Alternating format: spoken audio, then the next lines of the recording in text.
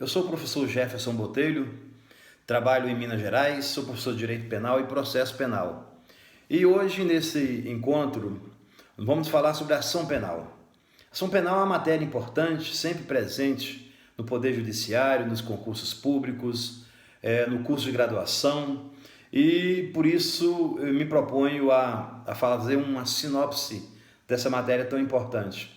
A ação penal ela é prevista no artigo 100 e 101 do Código Penal, e a partir do artigo 24 do Código de Processo Penal, ela é disciplinada.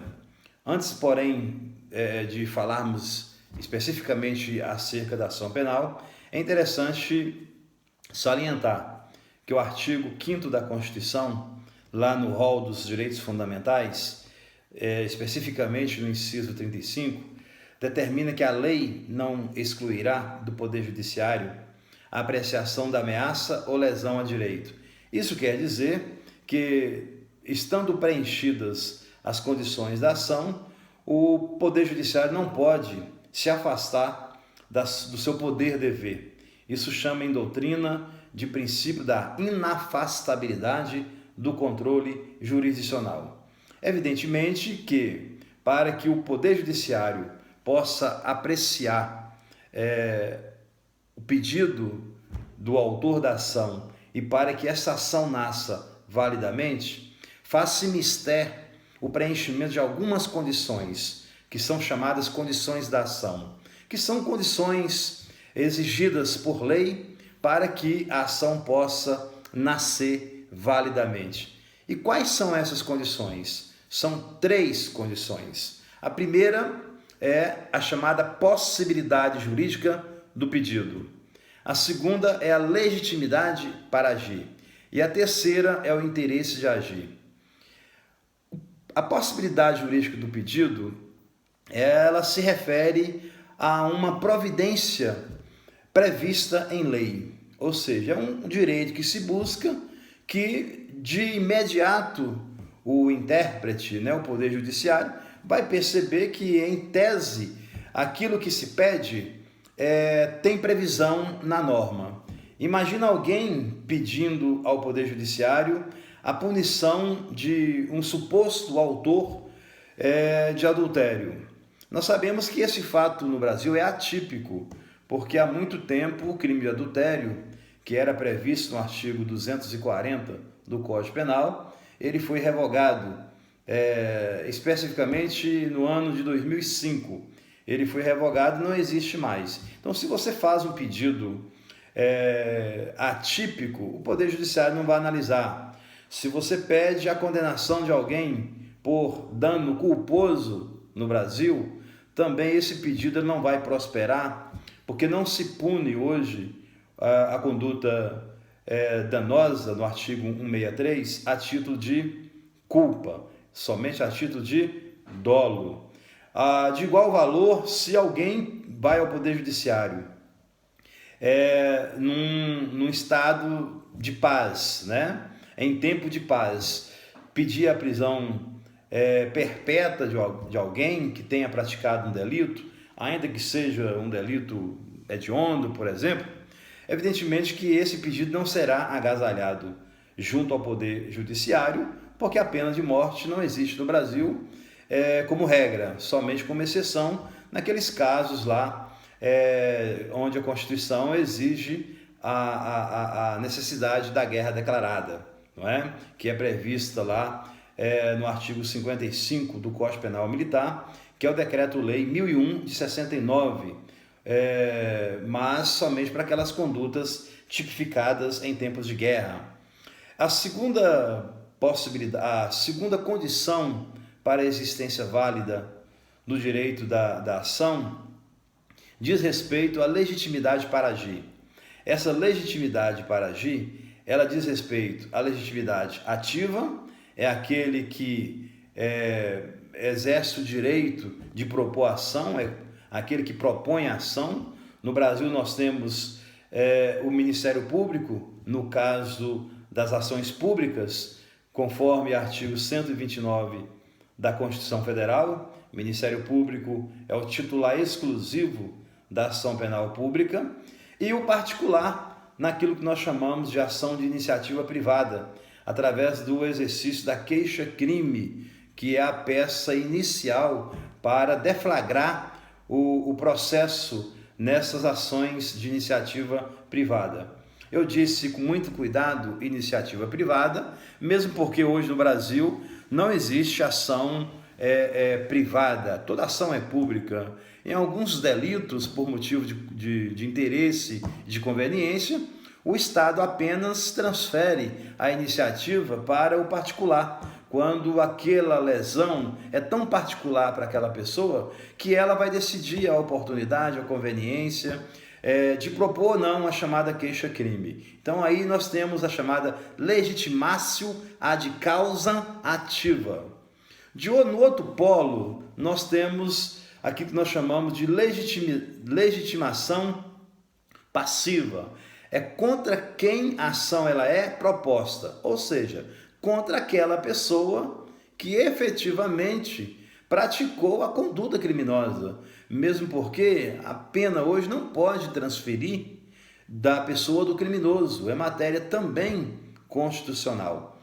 A terceira condição da ação é o interesse de agir, ou seja, o Estado só vai agir se houver justa causa. O que seria essa justa causa? É um suporte mínimo probatório para que o Estado possa iniciar a ação penal. Nós chamamos de justa causa, ou seja, os elementos, os indícios suficientes de autoria e a prova da materialidade do crime. Então, se o Ministério Público ou qualquer outro titular de uma ação tiver em mãos essa chamada justa causa, aí nasce o interesse de agir e preenche aquilo que nós chamamos de condições da ação. Uma outra situação importante para o exercício da ação penal são as condições de procedibilidade. E o que seriam essas condições de procedibilidade hoje tão importante para o exercício da ação? São exigências para a lei, para a propositura da ação penal, que vai condicionar o exercício da ação penal nos casos determinados em lei. Você imagina, por exemplo, o cidadão que tenha praticado um crime no estrangeiro, fora do Brasil. E estamos diante aí de um princípio da extraterritorialidade condicionada. Então, é um cidadão que praticou um delito fora do Brasil. Nós temos que esta lei, a lei penal brasileira, pode ser aplicada a este cidadão, ainda que ele tenha praticado um crime fora do território nacional, mas o artigo 7º, parágrafo 2º, que estabelece o chamado princípio da extraterritorialidade condicionada, ela condiciona a aplicação da lei penal à entrada do agente no território nacional, no caso de crime praticado fora do Brasil, praticado no exterior. Então, essa entrada do agente é uma condição de procedibilidade da ação penal. Uma outra situação que diz respeito à condição de procedibilidade é a requisição do Ministério da Justiça ou do Ministro da Justiça nos casos de crimes contra a honra praticados contra o presidente da República ou contra chefe do governo estrangeiro. E a mais conhecida condição de procedibilidade da ação é aquilo que nós chamamos de representação. Alguns delitos previstos na legislação penal exigem essa representação. O que seria essa representação?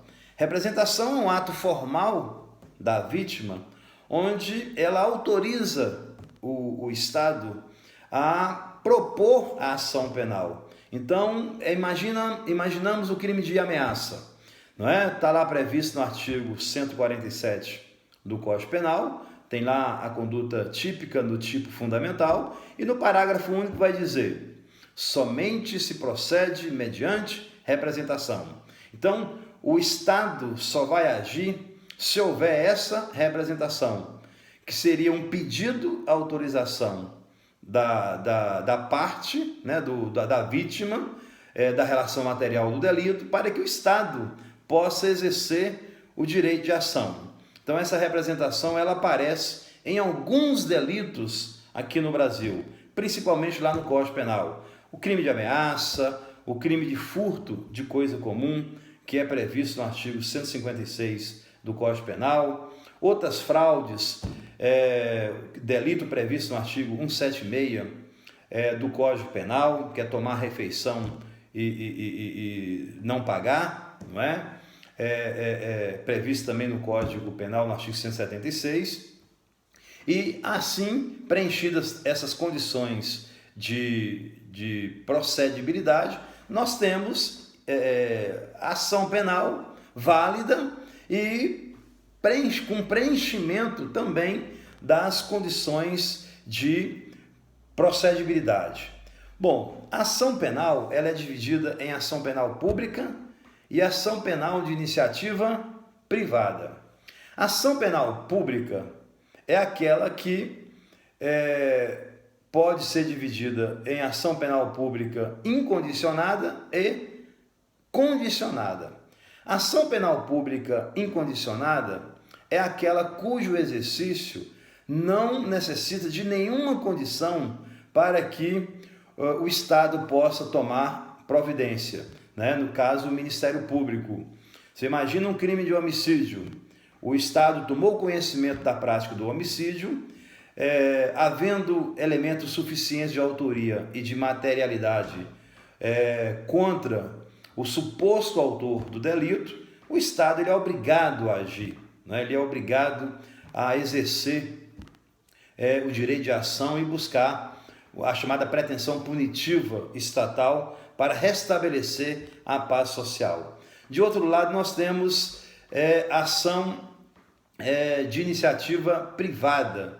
Eu digo ação de iniciativa privada porque toda ação penal ela é pública, né? O que o Estado transfere é o início da ação penal em determinados delitos cuja ofensa pertence muito mais ao lesado. Então o Estado coloca essa opção para que a vítima, que é chamada de querelante nas ações de iniciativa privada, possa ou não, de acordo com a conveniência e a oportunidade, exercer o direito de ação, evidentemente que tem um prazo que é previsto no artigo 38 do Código de Processo Penal, cujo prazo é de 6 meses.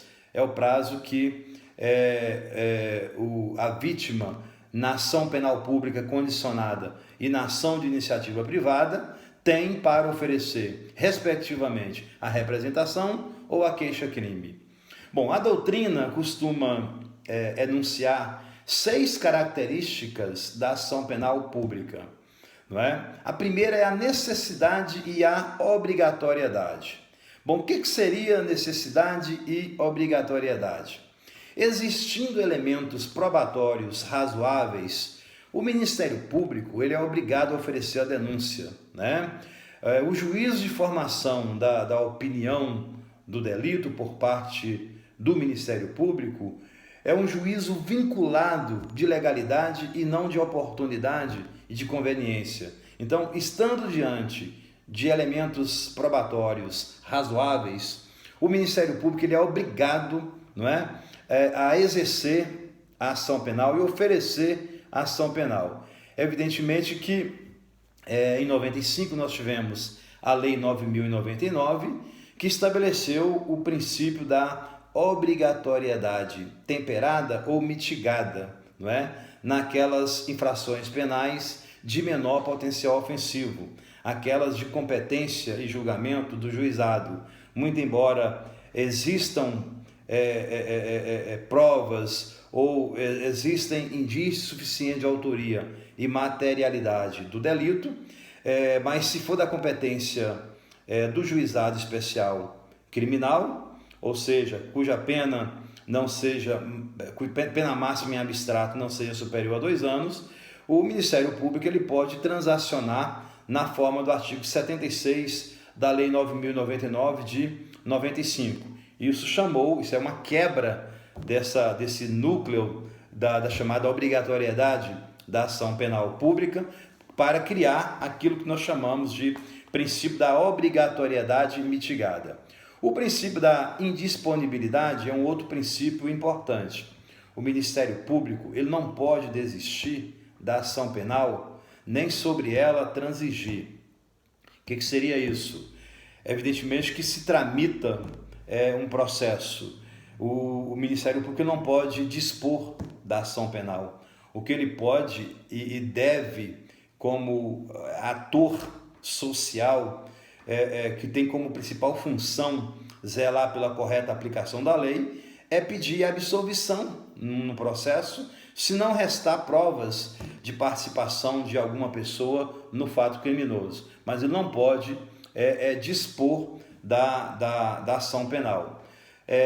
No mesmo sentido da obrigatoriedade da Lei 9.099, essa mesma lei ela criou, em razão do juizado especial criminal, nos crimes de menor potencial ofensivo, a possibilidade da transação penal, passando a existir depois desta lei aquilo que nós chamamos de princípio da discricionariedade controlada ou regrada quando se diz respeito ao princípio da indisponibilidade. Um outro princípio importante é o princípio da oficialidade. Que seria isso? A ação penal ela é pública de iniciativa de um órgão público, que é o Ministério Público, e se desenvolve por impulso oficial, pois os atos processuais são praticados de ofício pelo juiz, independentemente de requerimento das partes. Então, se o juiz pertence a um órgão público, se o Ministério Público pertence a um órgão público, se a polícia, durante a fase de persecução criminal, durante a fase de investigação, de formação das provas, também é um órgão público, logo nós temos essa situação de princípio da oficialidade. Já o princípio a característica da divisibilidade diz respeito que o processo ele pode ser desmembrado, tendo em vista a instrução criminal. Você imagina que é um delito praticado em concurso de pessoas, a polícia consegue chegar à autoria de um determinado coautor, mas um outro partícipe ou coautor do delito não foi identificado, nada obsta que essa ação ela seja divisível, que seja proposta inicialmente contra aquela pessoa onde o Estado já reúne provas de autoria, de materialidade acerca da participação deste autor, e uma terceira pessoa pode ser investigada depois para que a ação penal seja proposta contra essa pessoa. O princípio da intranscendência é um outro princípio importante presente na ação penal pública. Na verdade, é uma previsão constitucional. A ação penal é proposta contra o réu da ação penal, não atingindo seus familiares. E o último princípio, ou característica da ação penal pública, é a autoritoriedade, né? Essa característica da autoritariedade diz respeito ao membro do Ministério Público, que é uma autoridade pública, né? Princípio da autoritariedade. Então, fechada aí a temática das características da ação penal pública, nós vamos falar agora da chamada ação de iniciativa privada. A ação de iniciativa privada é aquela que o Estado, que é titular exclusivo do direito de punir, do ius puniendi, como manifestação do ius imperi, do direito soberano, ele transfere apenas e tão somente a legitimidade para propor ação penal à vítima ou a seu representante legal. Então, veja bem, para a ação de iniciativa privada, são previstos alguns princípios, né? Primeiro, o princípio da oportunidade ou da conveniência.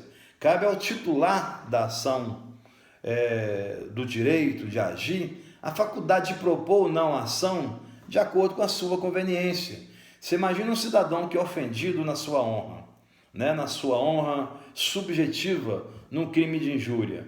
Ele tem um prazo de 6 meses e tem a oportunidade de propor ou não esse tipo de ação penal. Então esse princípio ele é muito importante. Um outro princípio é a disponibilidade. Uma vez iniciada a ação, ele pode dispor da ação, ele pode inclusive, num acordo bilateral, perdoar o autor do delito, não é? Que é o Instituto do Perdão Judicial. O outro princípio é o princípio da intranscendência, que também é importante. Na mesma linha da ação penal pública, a ação somente será proposta contra o autor do fato criminoso, daquele que tenha efetivamente praticado o delito. Então, assim, é muito importante porque visa proteger pessoas que não tenham nenhum tipo de relação com um fato criminoso. Então, assim, essa ação de iniciativa privada ainda, ela é importante porque ela tem uma divisão importante. Ela pode ser dividida em 3 matrizes importantes. Ela pode ser exclusiva ou principal. É aquela que pode ser exercida por aquele que teve o bem juridicamente lesado ou pelo seu representante legal. Nós temos também a ação personalíssima, que hoje no Brasil só existe uma possibilidade de ação de iniciativa privada personalíssima, que é aquela do artigo 236, que é o induzimento a erro, né, ou a impedimento lá nos crimes contra o casamento. Então, nós tínhamos uma outra situação, que era o adultério, que somente poderia ser proposto pelo cônjuge ofendido, não é? E após a revogação desse artigo 240, lá nos idos de 2005, ficou hoje no Brasil tão somente a ação personalíssima de iniciativa privada, a prevista no artigo 236 do Código Penal Brasileiro. E por último, a ação subsidiária da pública ou supletiva, ou ainda chamada adesiva, é quando o Ministério Público, na ação penal pública, não exerce no prazo legal o direito de ação, né, não oferece a denúncia, e aí nasce para o particular a chamada substituição através da ação de iniciativa privada supletiva. Então hoje nós ficamos por aqui. Eu espero ter passado algum conhecimento no tocante a esse tema tão importante que é a ação penal, não é? Só para dividir aí a ação penal, conceito de ação penal é um direito público subjetivo de se buscar ao Poder Judiciário a tutela jurisdicional no tocante à aplicação do direito penal a quem tem ofendido as normas do direito penal objetivo. Nós temos as 3 condições da ação penal, que é a possibilidade jurídica do pedido, a legitimidade para agir, tanto no polo ativo quanto no polo passivo, e também o interesse de agir, que é a chamada justa causa. Nós temos as condições de procedibilidades, que são exigências da lei para que realmente a ação possa prosseguir, não é? A exemplo da representação, da entrada do autor no território nacional por crime praticado fora do Brasil, e nós temos também a requisição do ministro da Justiça nos crimes praticados contra a honra do presidente da República ou chefe de governo estrangeiro. A ação penal pública, ela pode ser incondicionada, aquela que não exige nenhuma condição para o exercício da ação penal, né, cuja titularidade pertence ao Ministério Público por força do artigo 129, inciso 1º da Constituição Federal, e a ação penal pública condicionada à representação, onde o Estado ele aguarda a manifestação de vontade do titular do direito lesado para que ele, Estado, possa agir regularmente. E por último falamos da ação de iniciativa privada, que é através da queixa-crime. Hoje nós temos alguns casos de crime de ação de iniciativa privada no Brasil. A princípio, como regra, os crimes contra a honra, o crime de calúnia, que é previsto no artigo 138, o crime de difamação, que é previsto no artigo 139 do Código Penal, e o artigo 140 prevê o crime de injúria. Lembrando que o parágrafo 3º do artigo 140 prevê a chamada injúria racial ou a injúria qualificada. Neste caso, a ação não é de iniciativa privada, porque o parágrafo 3º exige a manifestação de vontade do titular do direito lesado através da representação. Logo, a injúria racial é crime de ação penal pública condicionada à representação.